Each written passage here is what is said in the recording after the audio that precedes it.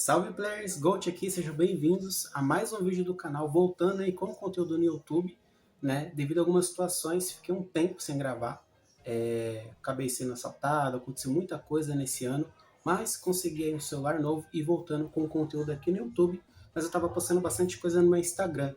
Então, se você gosta do conteúdo de card game, gosta do meu conteúdo, se inscreva para você acompanhar. Me siga lá no Instagram, vou deixar o link aqui na descrição do vídeo, tá bom? E vamos falar hoje sobre Cardfight Vanguard, né? Já tem um bom tempo que eu não falo mais sobre esse assunto aqui no canal. Tava gravando vídeos de Dragon Ball Super Fusion World, mas vou voltar aí também com o conteúdo de Vanguard, até porque é o jogo que eu mais gosto, né? E hoje eu voltei pro card game, no mês passado, né? Voltei pro jogo. Joguei, né? Um evento do mangá que eu acabei levando, né? Vou deixar a fotinha aqui para vocês verem. Foi muito legal esse evento do mangá que aconteceu na Domai Games. E hoje eu vim trazer para vocês um pouco da história do Cardfight Vanguard, como surgiu e a história do anime também. Para quem não conhece, vai conhecer através desse vídeo.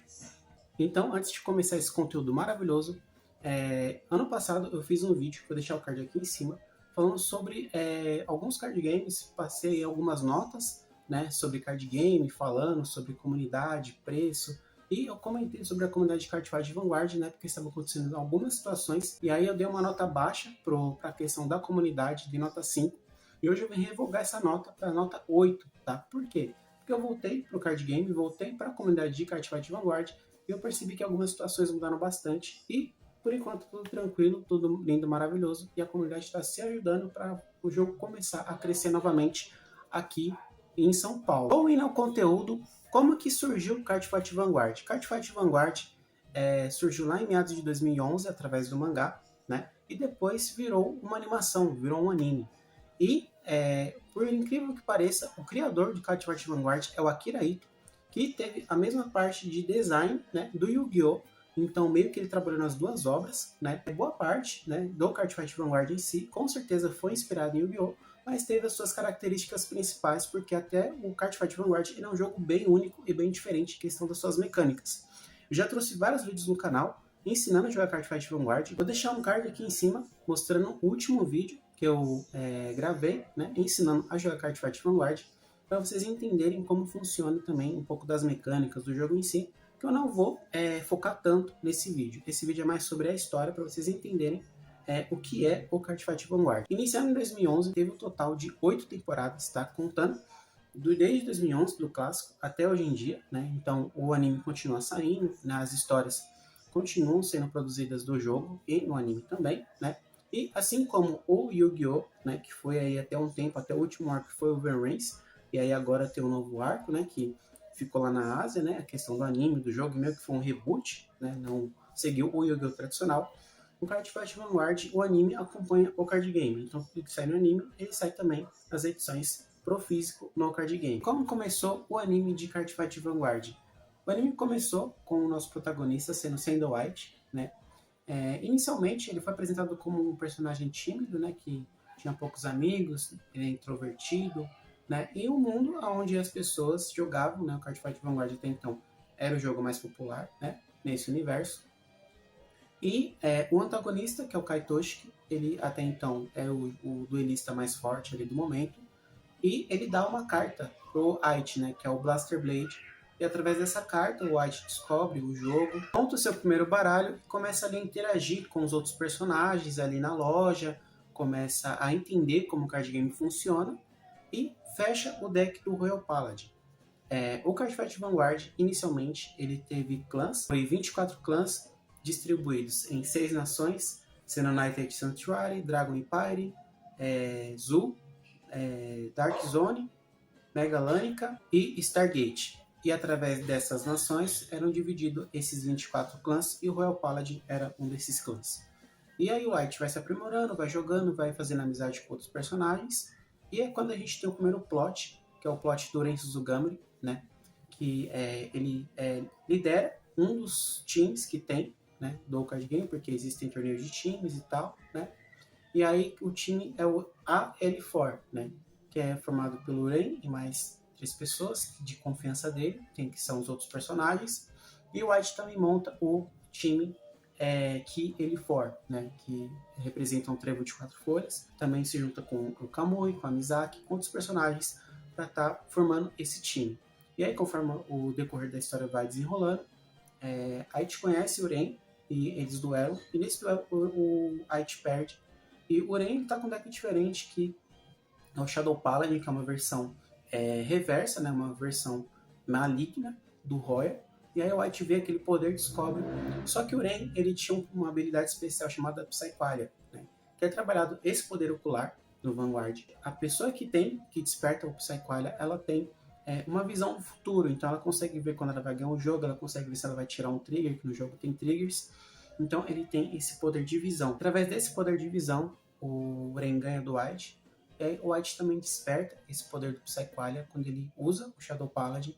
Só que ele muda a personalidade dele, fica mais agressivo, né? E aí o Kai, vendo toda aquela situação, ele vai atrás do White com o Royal Paladin e ganha do White, mostrando que nem tudo é poder. E aí depois que o White percebe, né, tanta questão do deck que ele usava, do poder do Shadow Paladin, né, ele tem um momento de evolução de personagem ali na narrativa da primeira temporada, e ele consegue evoluir, né, fundindo as duas espadas, a Blaster Blade e a Blaster Dark, fazendo uma Majestic Lord Blaster.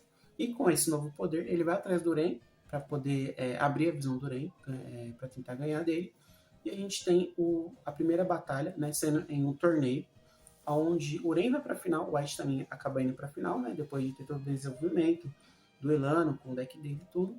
E aí, no duelo final, a gente vê que a carta boss do Ren, que é o Phantom Blaster Dragon, também evolui, né, para uma nova forma. E os dois duelam, e no duelo dos dois, o White acaba ganhando, encerrando o primeiro arco do anime, né. No segundo arco, o White troca de deck.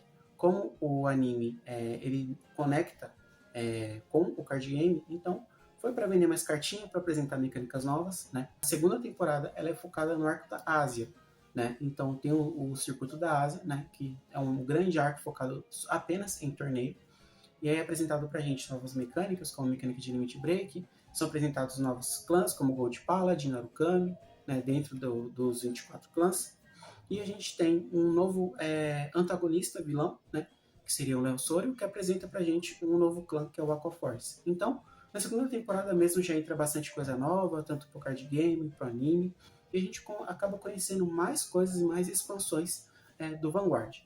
Antes de continuar, falando um pouquinho mais sobre o circuito da Ásia, da onde que surgiu o Vanguard?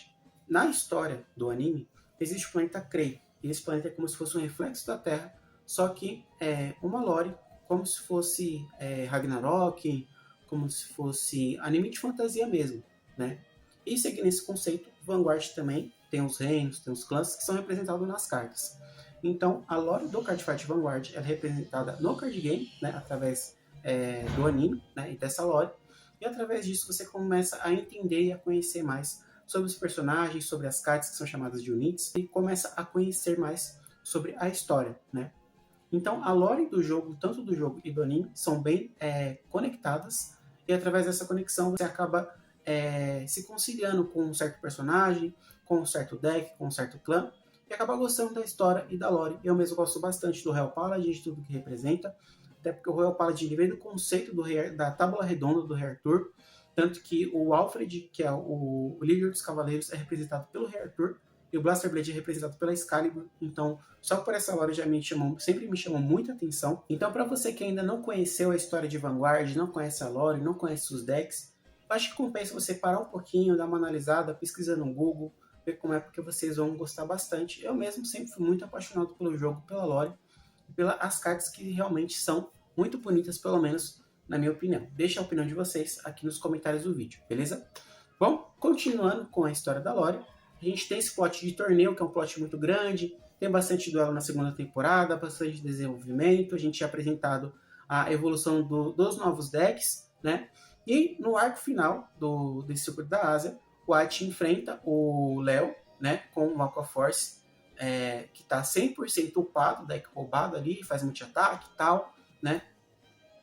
E aí a gente tem um duelo final entre o White e o Leon, né, que está possuído pelo poder do Psyqualia. Então, através desse poder, que é o mesmo poder que o Ren tinha lá na primeira temporada, e o White também teve, ele fica muito doido, fica obcecado pela vitória e tal, E a White consegue ganhar dele, consegue convencer ele que não é assim, né? Então meio que o Psyqualia, ele mudava o indivíduo de uma forma, ele ficava cego, querendo apenas a vitória, importando o que custasse naquele momento ali, daquele torneio, daquela situação, enfim. Assim, encerrando a segunda temporada, nós vamos para a terceira temporada, que na minha opinião é o melhor arco do Vanguard clássico, que é o arco Link Joker. O arco Link Joker traz novas mecânicas, novos conceitos pra gente, né? Ainda dentro da mecânica de Limit Break. Mecânica de Limit Break, para vocês que não conhecem, né? Você tinha que ter uma quantidade X de dano, né, no Vanguard, para você atingir essa condição. Então, geralmente, você tinha que ter 4 de dano para você poder ativar o Limit Break, que era um efeito ali que deixava o seu turno muito forte, às vezes era um efeito um pouquinho mais quebrado, né? Então você conseguia fazer turnos muito fortes, né? Quando você ativava o Limit Break dentro do seu clã. Após essa segunda temporada do Círculo da Ásia, a gente troca de deck, então eles fazem uma fusão entre o Royal Paladin e o Gold Paladin, fazendo um arquétipo chamado Liberator. Isso também acontece com os outros decks, então a gente é apresentado a mais coisa nova para o jogo, mais novidades, mais mecânicas, tudo isso também aproveitando algumas coisas dos decks antigos. Tanto que o Royal Paladin, como o deck do White foi para Gold nessa nova versão, ganhou uma versão nova de Cavaleiras, que foi as Jewel Knights, um deck muito famoso na época, a galera gostava bastante. Até hoje, se saísse um Jewel Knight hoje, com certeza alguém ia montar, porque na época era um deck que a pessoa gostava bastante, né? Até pela temática de Alphas Cavaleiras, então é uma temática muito legal, eu também gosto. E a gente foi apresentado ao clã, que eu posso falar com clareza que acabou com o jogo, tanto que o jogo teve reboot por conta disso. Não foi exatamente assim, mas foi um dos pontos que foi o clã Link Joker, com uma mecânica extremamente quebrada, que seria a mecânica de Loki. Vou explicar um pouquinho sobre a mecânica para depois a gente ir para esse arco, que foi um arco maravilhoso. A mecânica de Loki simplesmente pegava a sua carta, virava ela face para baixo no campo e você não podia usar aquele círculo. No Vanguard você tem 6 círculos, 3 na frente, 3 atrás, né? Você tem o círculo principal que é o Vanguard, e aí você usa as cartas de baixo para auxiliar as cartas de cima para você bater mais forte no oponente. Quando você tinha um Loki no campo, você não podia usar aquele círculo, não podia substituir aquela carta por outra, então a carta ficava travada no seu círculo, que não seria o Vanguard, que seriam as Elguards, que são as cartas que ficam do lado. Imagina isso com o seu campo inteiro locado. Então, quem usava o Link Joker fazia combos, o seu campo inteiro ficava locado e você não fazia simplesmente nada. Você tinha que bater só com o Vanguard, passar o turno, e no turno do oponente as cartas deslocavam, porque ele locava no turno dele, ficava locado no seu turno e voltava pro turno dele. Aí, quando voltava pro turno dele, as cartas davam um lock. Então, imagina isso em outros card games, como por exemplo Dragon Ball, que usa muito campo, Gundam, Pokémon. Imagina o cara travar um Pokémon do seu banco, você não poder usar. Então, é uma mecânica caótica que o Vanguard trouxe, foi realmente muito complicado essa mecânica pro card game em si. Voltando pro foco da história, a gente tem ali uns 12, 13 episódios de desenvolvimento, de bastante duelos, né? Ali aspirando para um terceiro ali, torneio grande ali dos personagens no universo de Vanguard. Só que a gente é apresentado por um personagem chamado Taco. Esse personagem ele é um receptáculo de Krei, então ele tem uma dupla personalidade, onde ele tem a personalidade dele como pessoa, só que ele é infectado pelos Starvader, que é o subclã dos Link Joker. E como ele foi infectado pelos Link Joker, então ele toma posse, né? Essa segunda personalidade dele é como se ele fosse Saga de Gêmeos, toma posse do Tacto, e aí ele começa a usar o Link Joker e vai ganhando de pessoas. E assim, por ser um deck de infecção, é como se fosse um apocalipse zumbi. Todas as pessoas que ele ganhava, elas eram infectadas pelo Link Joker e aquela pessoa ficava do mal. Então o que acontece? A pessoa ficava agressiva, a pessoa queria obrigar outra pessoa a duelar, para aquela pessoa ganhar e ficasse reverse, né? Que era o nome que foi dado para as pessoas que estavam infectadas pelo Link Joker. Tanto que essas pessoas ganhavam evoluções de cartas, só que essas cartas reversivas completamente do mal, para estar ali atuando, né? E essa entidade que foi responsável pelos reverse é o Chaos Breaker Dragon, que foi uma carta icônica aí na época, que causou muito terror, causou muito ali naquele arco. No jogo também causou muito, porque foi uma carta muito forte, né? Com essa mecânica de Loki. Continuando a história, Tacto já tinha infectado algumas pessoas, procura o Kai, que até então era o duelista mais forte naquela época, e duela com o Kai. Só que o Kai, ele perde pro Tacto. E como ele perde pro Tacto, Tacto mostra o Link Joker pra ele e dá o deck pra ele. Fala, se você gostou do deck, ou se você quer ser um jogador imbatível, use. Kai usa uma, duas, três vezes, e aí o Kai acaba sendo infectado pelo Zinc Joker. Por ser um duelista muito forte, Kai viaja pelo mundo para ir conquistando torneios. Pela influência do Zinc Joker, ele infecta metade do planeta. Então o cara sozinho, duelando, infectou metade do planeta com a influência do Zinc Joker. Pensa, aí foi um caos. Os personagens tentam encontrar o Kai, e várias pessoas começam a aparecer com aquela feição estranha de Link Joker, infectados. E aí alguns personagens são infectados também, e é aquele plot completamente de caos, de apocalipse e tudo. E aí, o que acontece? Como o Tacto é o responsável, ele junta essa energia negativa do Zinc Joker para tentar reviver uma entidade de Krei, né, chamado Glendius, né, que é um bicho absurdamente forte, ele é tipo o exódio do Yugi, né, literalmente a mecânica dele faz isso quando você tem 5 cartas locadas no seu campo, você ganha um jogo automático quando passa o turno do cara. Então era um deck que causou muito na época e no anime. O Tacto estava reunindo a energia do Zinc Joker para estar revivendo esse Glendius. E aí a missão do White, dos personagens principais, né, era derrotar esses personagens, só que alguns dos personagens fortes foram infectados, e ali foi aquele clímax nos duelos, até que a gente chega nos 2 pontos importantes desse arco, que é quando o White enfrenta o Tacto, e o White consegue ganhar do Tacto, né, nesse duelo, e depois o White enfrenta o Kai. E nesse duelo, é um duelo de 3 episódios, muito legal, a batalha é bem emocionante, e o White ganha do Kai. E pela influência do Zinc Joker, é criado um anel gigantesco na cidade, eles estão em cima de um prédio, e aí quando o White ganha do Kai, esse anel é quebrado. Quando esse anel é quebrado, resíduos desse anel entram no corpo do White. E aí a gente vem pro último plot do anime clássico de Vanguard, que é o plot de Legion, né, que vem com novas mecânicas e tal. E na lore, o White ele se prende na lua para não acontecer todo aquele caos que aconteceu no arco do Link Joker, por ele estar infectado, ele sabia que estava infectado. E no início do arco, ele escolhe 4 pessoas que são duelistas muito fortes, ganhadores de mundial, tudo, para proteger ele em uma base na lua, né, aí vem a parte da fantasia do anime. E ele fica lá, e esses 4 cavaleiros ficam protegendo o White e não deixam que ninguém chegue perto dele. E através da influência do Psycho-Ali que o White tinha, que naquele momento se tornou muito forte, ele fez com que os outros personagens esquecessem que ele existisse. Mas é por conta disso, por não ser uma atitude ali cabível, o White não procurar ajuda, o Luster Blade vem de Krei e encontra com o Kai, dando aí um novo deck para ele, que é o deck de Seekers, que é um arquétipo que eu particularmente gosto bastante. E através disso, o Kai começa a caçar o White, né? Para ver se acha ele, para ele conversar e tal, e tentar curar ele dessa influência do Zinc Joker. Então, para vocês verem que a influência do Zinc Joker é tão forte que tomou 2 arcos do anime. Aí tem aqueles duelos, a gente é apresentado novas mecânicas, mecânica de Legion, que você fazia o seu Vanguard, aí você pegava uma carta do seu deck e juntava com ela. Vou deixar aqui uma das artes dos Legends aqui na tela. E ficava muito bonita, as cartas se juntavam, juntava arte, juntava efeito, poder. Foi uma mecânica muito legal, eu sempre gostei bastante dessa mecânica de Legion, porque você pegava 4 cartas da sua parede de descarte, voltava pro deck, embaralhava, buscava a peça da Legion e montava ali no seu campo.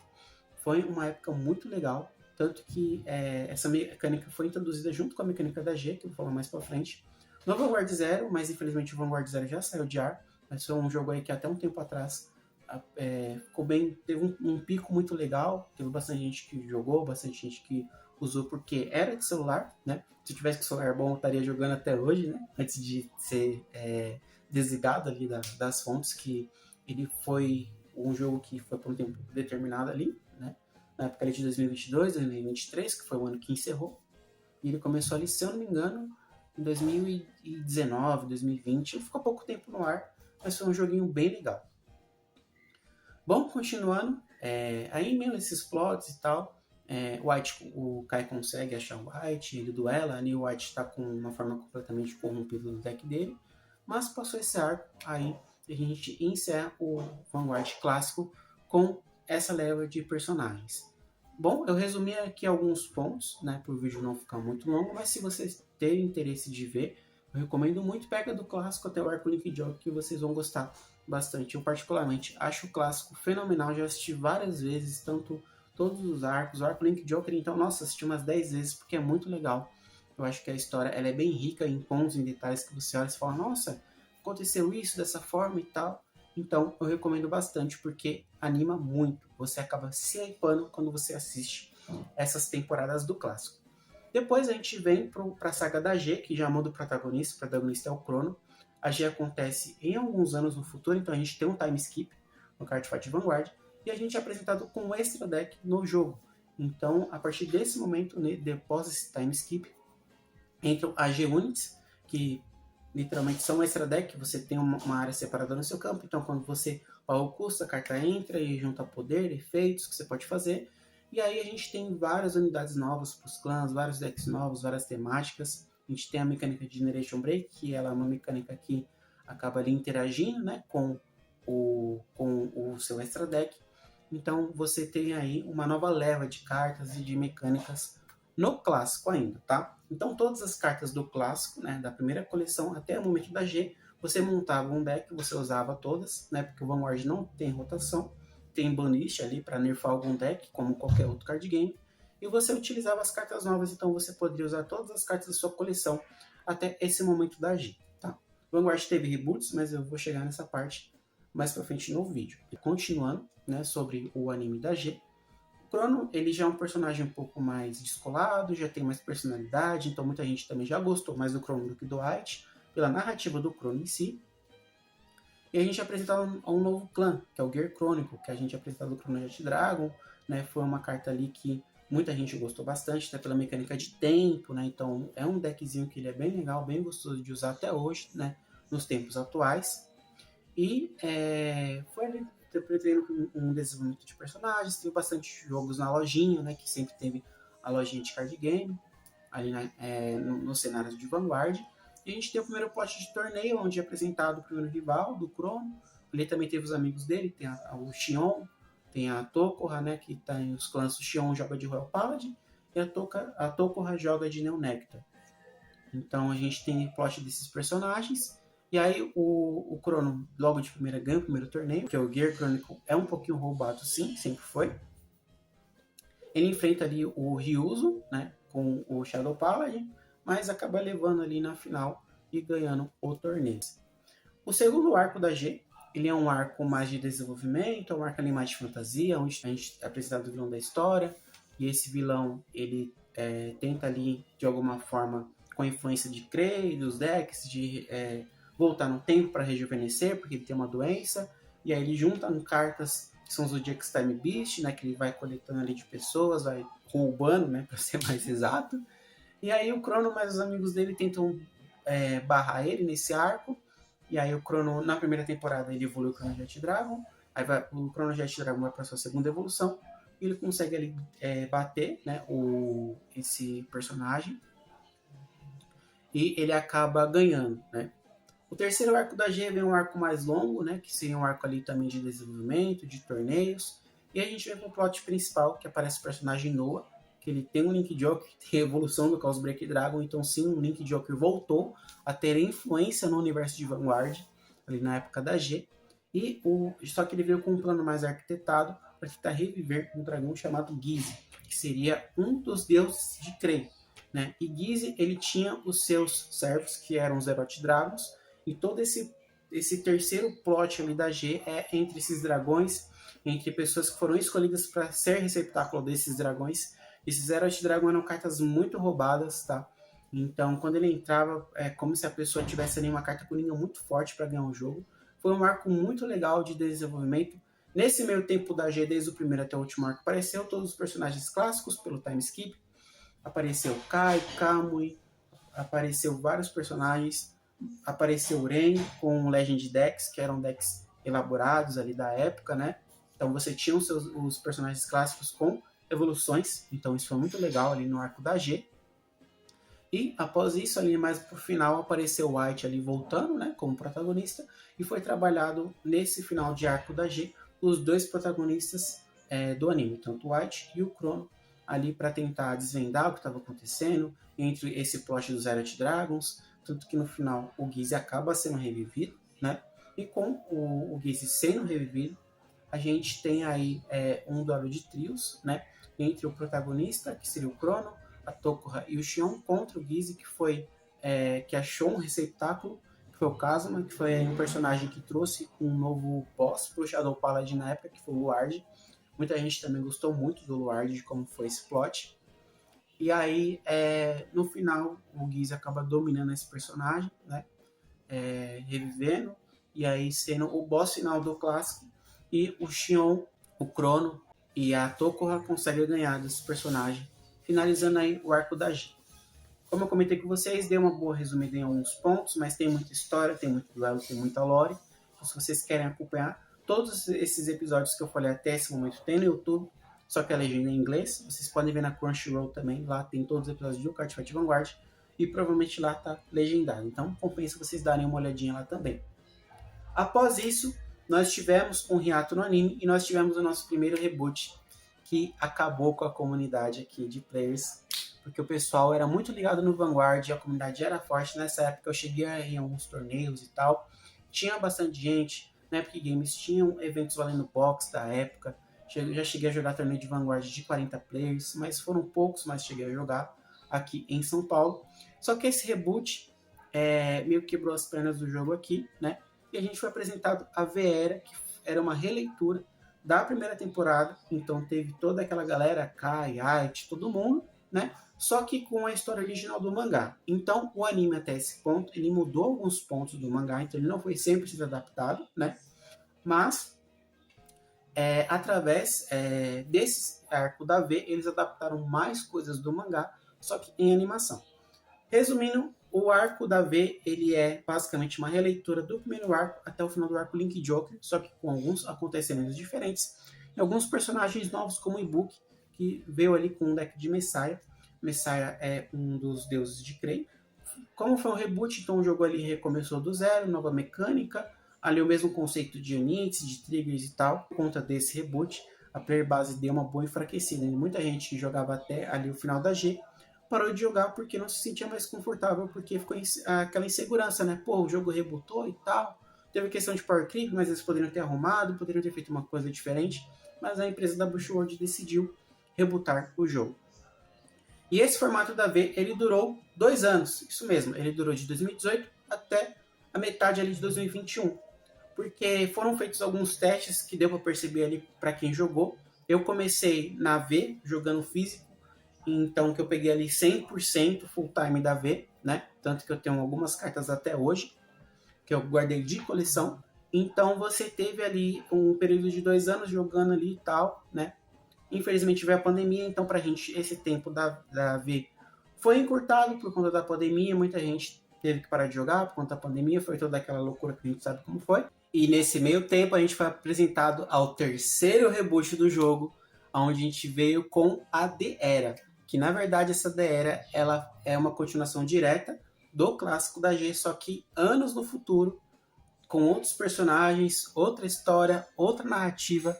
Só que aí isso acabou com a player base 100% aqui do jogo. E hoje a player base do Card Fight Vanguard aqui no Brasil é baixa por conta disso. Então, se você conhece Vanguard, já ouviu falar, sabe dos 3 reboots, agora você sabe o motivo. Porque a Bush fez 3 reboots do jogo, infelizmente. Mas por que a Bushworld fez isso? É porque ela parou com a G, começou com a V e teve um novo formato. Por que ela deu 3 reboots do jogo? Por questões financeiras. Porque no final da G, como o jogo estava muito power clipado, eles já estavam fazendo combos ridículos no jogo, porque o jogo tinha combo infinito, o jogo tinha OTK, tinha muita coisa. Então, para eles consertarem isso, ao invés deles nerfarem ali 4, 5, metade dos clãs, eles decidiram rebootar, trazendo aí um novo formato. Tá, mas como que é esse novo formato?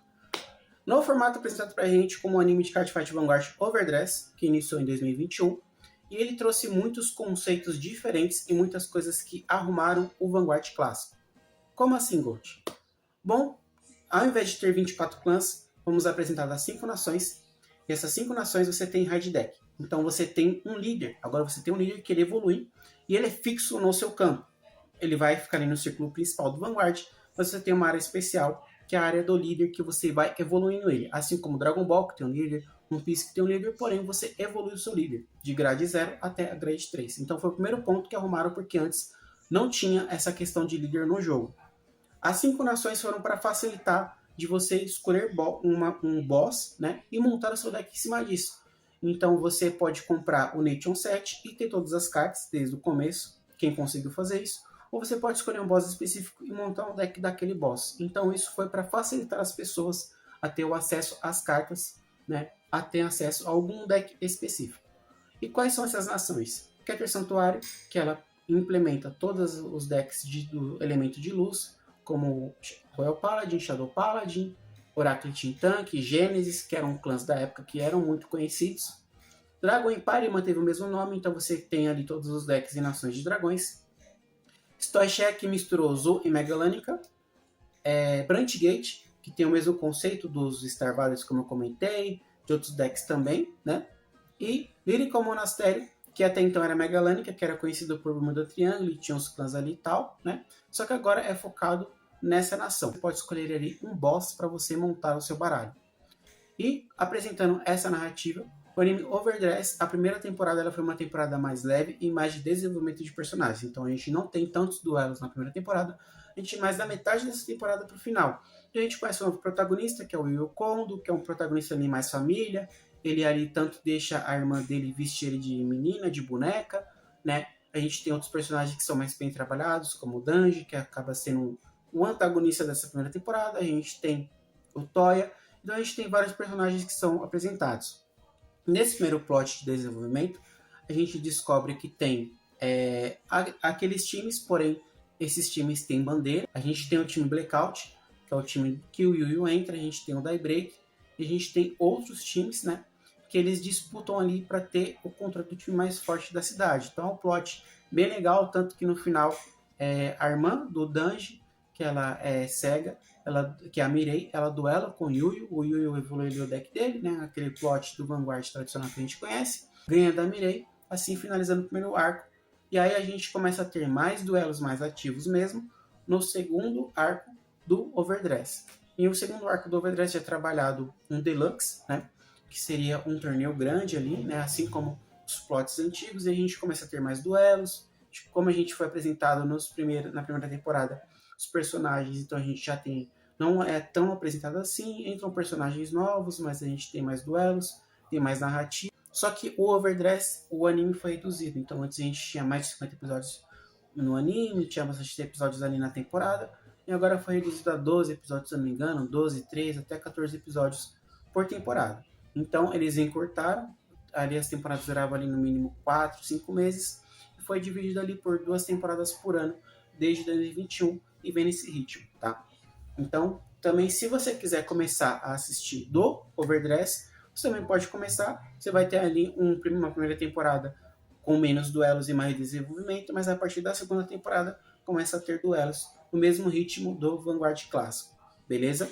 Depois desse arco do Deluxe, que o Yuyu acaba ali sendo campeão, né? E aprendendo cada vez mais, se desenvolvendo como personagem, a gente tem ali o arco onde é apresentado mais personagens ali um pouco mais velhos, e a gente tem a entrada do Raika, que eu vou comentar um pouquinho mais sobre ele, porque eu gosto muito desse personagem, do deck que ele usa, que é o deck do Yofberg, que é o deck que mais chama minha atenção em todo o Vanguard novo, que é esse The Standard, ou AD Era, né, como eu comentei aqui no vídeo, pela temática dele, porque ele é um cavaleiro que ele meio que mescla, né, o conceito visual dos Royal e dos Shadow Paladin, e ele é um cavaleiro que ele busca vingança, porque em Keter Santuário a gente tem o céu e a gente tem a terra, só que o povo do céu é rico e o povo da terra é pobre.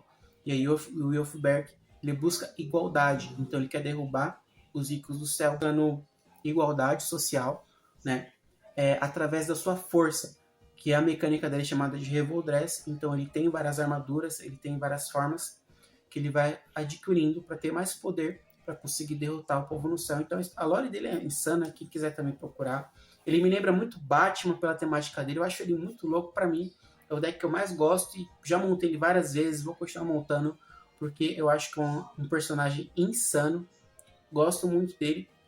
E vocês já viram aí muito conteúdo dele no canal, e podem ter certeza que vai ter muito conteúdo ainda desse personagem daqui para frente. Tem a introdução desses personagens, ele é através do terceiro arco do Overdress, é um arco mais dinâmico, né, onde a gente é apresentado pelo Gui, que é uma inteligência artificial, e essa inteligência artificial quer fazer através do time dele, que é o Uniformes, o time mais forte, nem que ele tenha que dominar as pessoas para isso.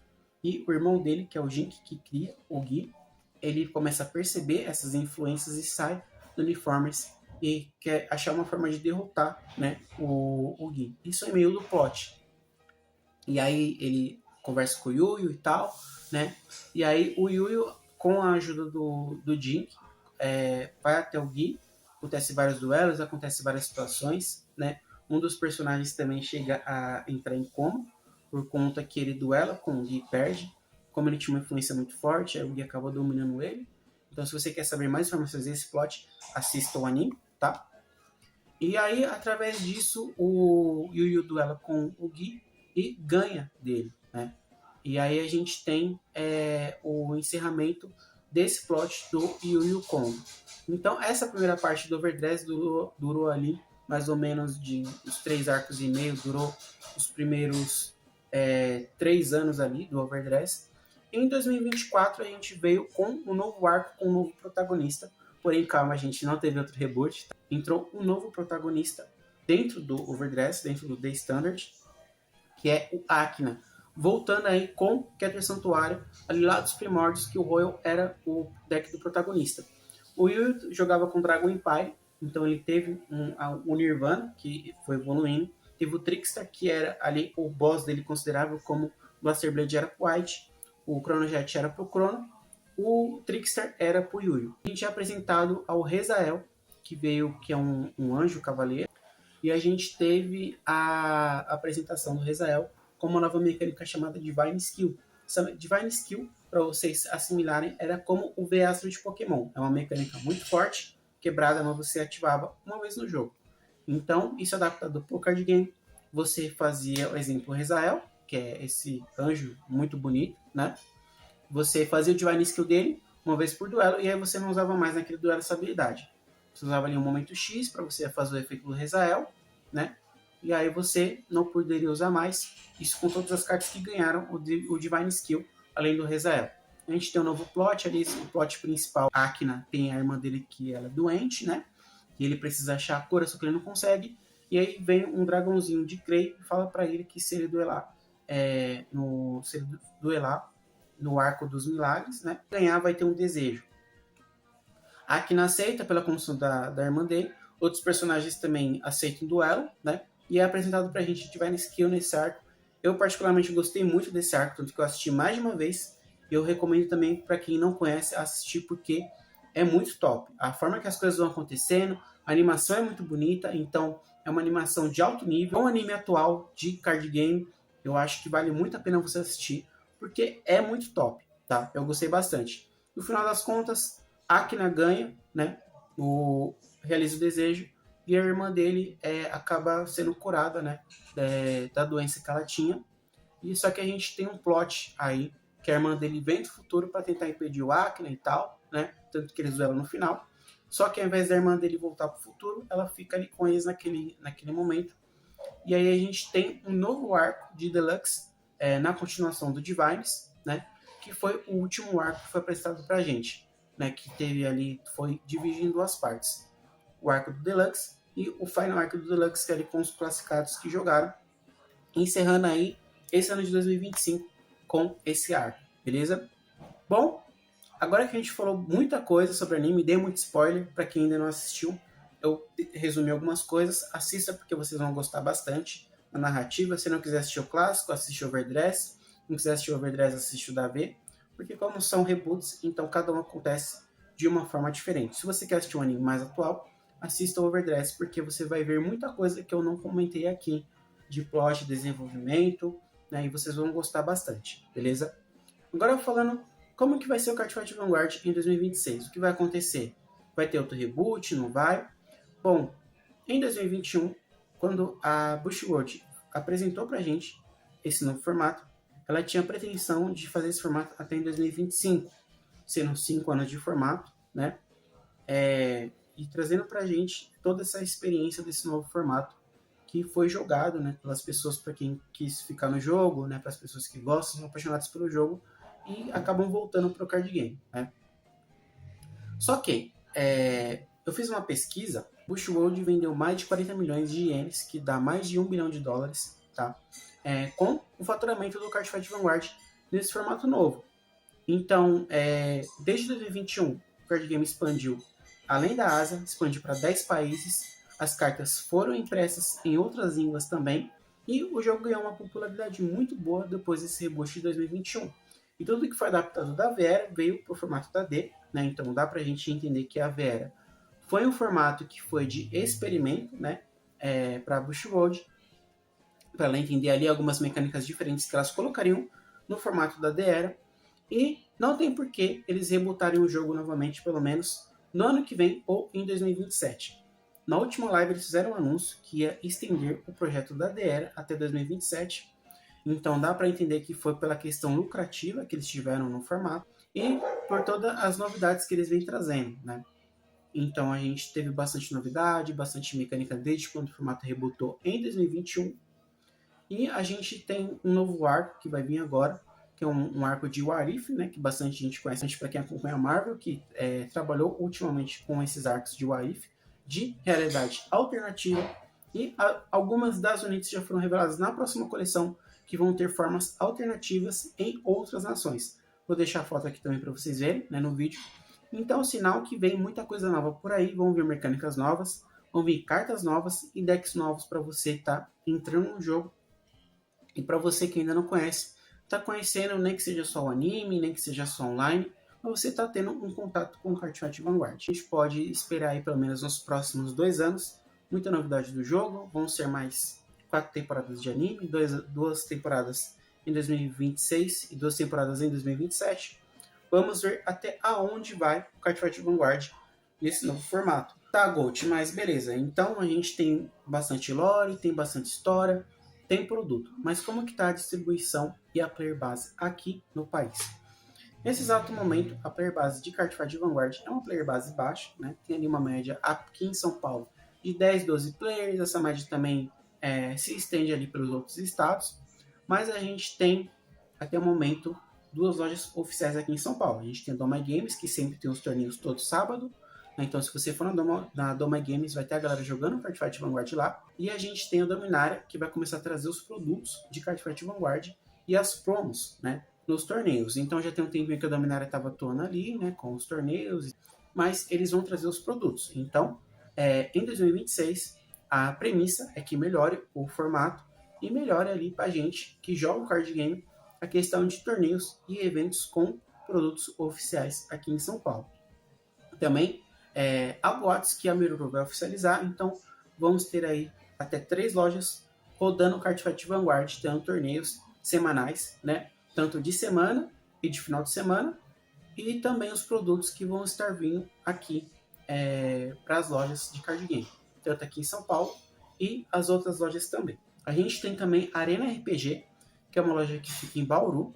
Ela sempre está atualizando as cartas, trazendo de fora, sem depender da Coke, né, que é a distribuidora. Então, quando sai uma coleção, você vai ter as cartinhas lá, você consegue montar decks. Estou vindo Master Decks também, que são decks mais fechados para o competitivo, que você também pode comprar, além de algum personagem que você gosta e tal.